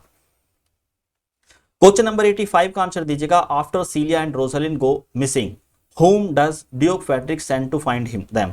देखो जब सीलिया और रोजलिन दोनों भेष बदलकर कहां चली जाती हैं, फॉरेस्ट ऑफ अर्डन में चली जाती हैं, तो उसके बाद ड्यूक फ्रेडरिक को बहुत चिंता होती है, तो उसको ढूंढने के लिए किसको भेजता है वो, तो ड्यूक फ्रेडरिक किसके पास जाते हैं, क्या उस रेसलर यानी कि जो पहलवान था चार्ल्स के पास जाते हैं, एडम के पास जाते हैं, ड्यूक सीनियर के पास जाते हैं, या ओलिवर के पास जाते हैं। तो करेक्ट आंसर जो होगा, ड्यूक सीनियर जाते हैं ओलिवर के पास। वो कहते हैं ओलिवर से, भाई तेरा भाई जो है ओरलैंडो मेरी बेटी सीलिया को लेकर चला गया है, तू जा उसे ढूंढ कर ला। 1 साल का समय देते हैं कि 1 साल में तू उसे वापस ले आना, अदरवाइज मैं तेरी सारी जमीन हड़प लूंगा। क्वेश्चन नंबर 86 का आंसर दीजिएगा, who speaks I am not what I am. बहुत देखो डबल मीनिंग बात इस बात में कही गई है कि इयागो इस बात को कहते हैं कि मैं जो दिखता हूं मैं वो हूं नहीं। ठीक है, इयागो कहता है ओथेलो के अंदर। क्वेश्चन नंबर 87 का आंसर कीजिएगा, what title is Macbeth given after his victory described in act 1।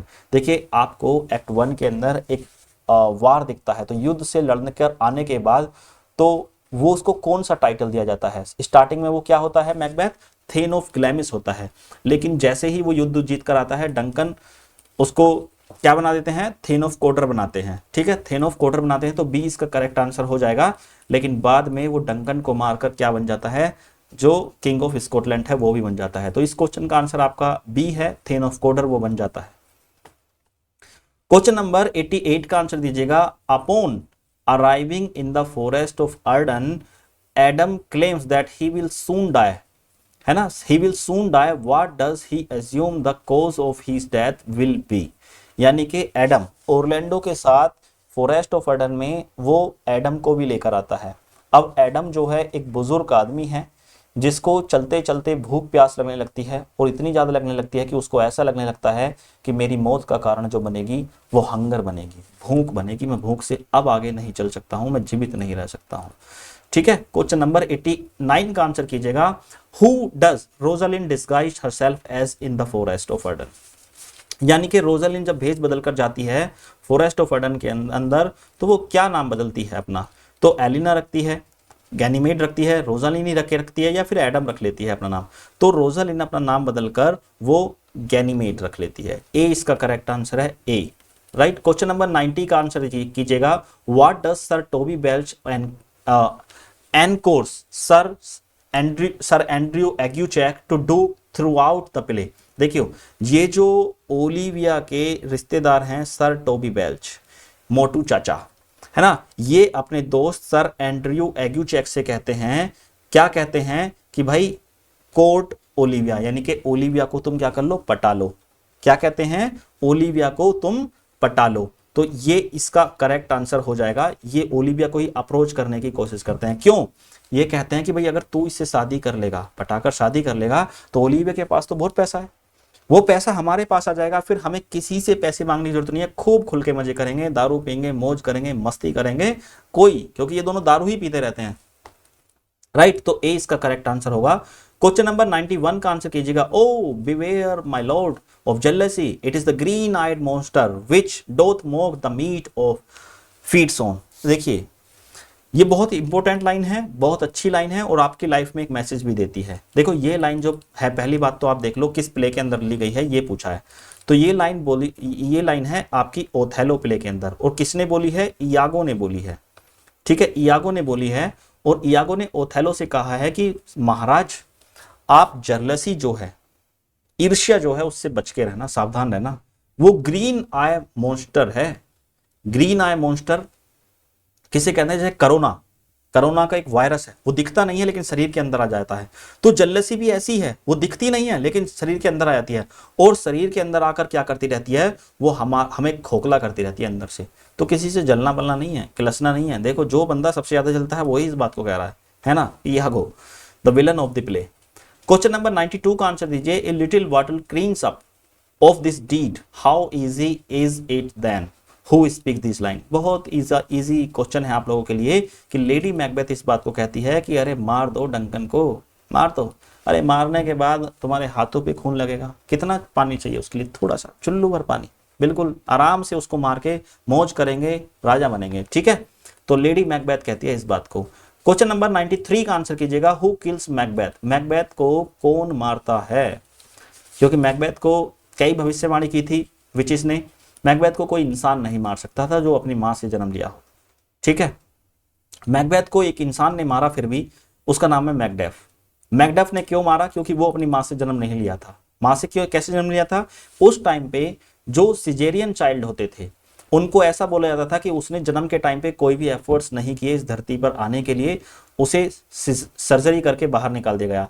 तो एफर्ट्स लेस जो भी बर्थ होते थे, है ना, जो भी बच्चा ऐसे ही बाहर आ जाता था सिजेरियन टेक्निक से, तो उसको हम ऐसा बोलते थे कि उसने अपनी मां से जन्म लिया। तो मैकडफ ऐसा बच्चा था जो सिजेरियन चाइल्ड था, उसने ही मैकबेथ को मार दिया था। क्वेश्चन नंबर 94 का आंसर कीजिएगा। Who fleas Scotland immediately after Duncan's death? जब डंकन की डेथ हो जाती है तो स्कॉटलैंड को छोड़कर कौन भाग जाते हैं? मैल्कम भाग जाता है, डोनाल्ड भाग जाता है, मैकबेथ भाग जाता है, लेडी मैकबेथ भाग जाती है, मैकडफ भाग जाता है। देखिए, इसका करेक्ट आंसर जो होगा वो जो डंकन के बेटे हैं, चाहे तो आप बात कर लो बड़े बेटे की जो मैल्कम है, जो मैल्कम कहाँ भाग जाता है जी? इंग्लैंड भाग जाता है। और जो डोनाल्ड बेन है वो कहाँ भाग जाता है जी? आयरलैंड भाग जाता है। ये दोनों ही भाग जाते हैं, दोनों भाई अलग अलग जगह पर इसलिए भाग जाते हैं क्योंकि ये सेफ रहें। क्योंकि जब राजा डंकन को मार दिया तो इनकी जान को भी तो खतरा है भाई, इनको भी निपटाओ और उनकी जमीन हड़प लो। तो इसका आंसर ए है। क्वेश्चन नंबर 95 का आंसर कीजिएगा। Who said Shakespeare has no heroes but only heroines? ये तो बहुत रिपीटेड आपके एग्जाम में पूछा जाता है, रिपीटेडली पूछा ही जाता है, आप लोगों को पता ही होगा इसका आंसर भी। जॉन रस्किन है, रॉबर्ट ग्रीन है, थॉमस डी क्वेंसी है, निकोलस रो है। तो इसका करेक्ट आंसर आपका ए है। इसमें टाइम वेस्ट नहीं करेंगे, जॉन रस्किन है। तो क्वेश्चन नंबर 96 का आंसर आपको देना है। Shakespeare was not of an age but for all time who said? फिर से उसी poem to the memory of my beloved the author mister William Shakespeare की ये लाइन है। एक पोएम है जिसका नाम है to the memory of my beloved the author mister William Shakespeare. अब इसका नाम आपको पता है पोएम का, तो इसके राइटर का नाम भी पता होगा, and the writer name is Ben Jonson. तो बेन जॉनसन ने ये बात कही है कि शेक्सपियर किसी पर्टिकुलर एज के लिए नहीं है, he is for all time, all edges. जब तक ये धरती रहेगी, जब तक लोग रीड करेंगे, जब तक लोग लिटरेचर को पढ़ेंगे, तो विलियम शेक्सपियर तुम्हारा नाम अमर रहेगा। क्वेश्चन नंबर 97 का आंसर कीजिएगा। William Shakespeare wrote a play named Hamlet, who wrote the novel the Hamlet. देखिए विलियम शेक्सपियर ने द लॉन्गेस्ट प्ले हैमलेट को लिखा था, लेकिन उसी के नाम के जैसा ही द हैमलेट एक नोवेल लिखा था। उस नोवेल का नाम नोवेलिस्ट का नाम पूछा गया है। जोनाथन स्विफ्ट ने लिखा था, हेनरी फील्डिंग ने लिखा था, रिचर्डसन ने लिखा था, सैमुअल रिचर्डसन ने, या फिर विलियम फॉकनर ने लिखा था। तो William Faulkner is the correct answer. William Faulkner ने ये लिखा था द हैमलेट नाम का नोवेल। क्वेश्चन नंबर 98 का आंसर कीजिएगा। Who wrote the essay Hamlet and his problem. तो हैमलेट एंड हीज प्रॉब्लम जो एसे लिखा गया था, ये टी.एस. एलियट के द्वारा लिखा गया था। तो बी इसका करेक्ट आंसर है, राइट। क्वेश्चन नंबर 99 का आंसर करिएगा। Which play of William Shakespeare is said to be unfinished. William Shakespeare का एक प्ले है जिसको हम अनफिनिश्ड कहते हैं। टाइटस एंड्रोनिकस है, पेरिकल्स है, रिचर्ड III है, या फिर हेनरी VIII है। So Henry VIII is the correct answer. Henry VIII वही प्ले है जिसको हम ऑल एज ट्रू के नाम से भी जानते हैं, जिसके परफॉर्मेंस के दौरान ग्लोब थिएटर के अंदर आग लग गई थी, राइट। तो क्वेश्चन नंबर लास्ट का आंसर कीजिएगा, जो कि 100th है। आप लोगों को समझ में आए होंगे ये क्वेश्चन। अगर आप इसे रिपीट करके देखेंगे तो आप लोगों के 100 क्वेश्चन में ही मैंने बहुत सारे क्वेश्चन एक्स्ट्रा बताए हैं बातों ही बातों में। Which play of Shakespeare describes the 7 ages of man. William Shakespeare के एक प्ले के अंदर हम लोगों के लिए 7 ऑफ एजेस ऑफ मैन को डिस्क्राइब किया गया था। वो प्ले कौन सा है? तो आप लोगों को मैंने ये बताया था कि एज यू लाइक इट के अंदर एक जैक नाम का कैरेक्टर है जो 7 एजेस ऑफ मैन को डिस्क्राइब करता है। तो ये थे 100 क्वेश्चंस आप लोगों के। आई होप आपको समझ में आए होंगे। मिलते हैं अगले लेक्चर में, तब तक के लिए जय हिंद।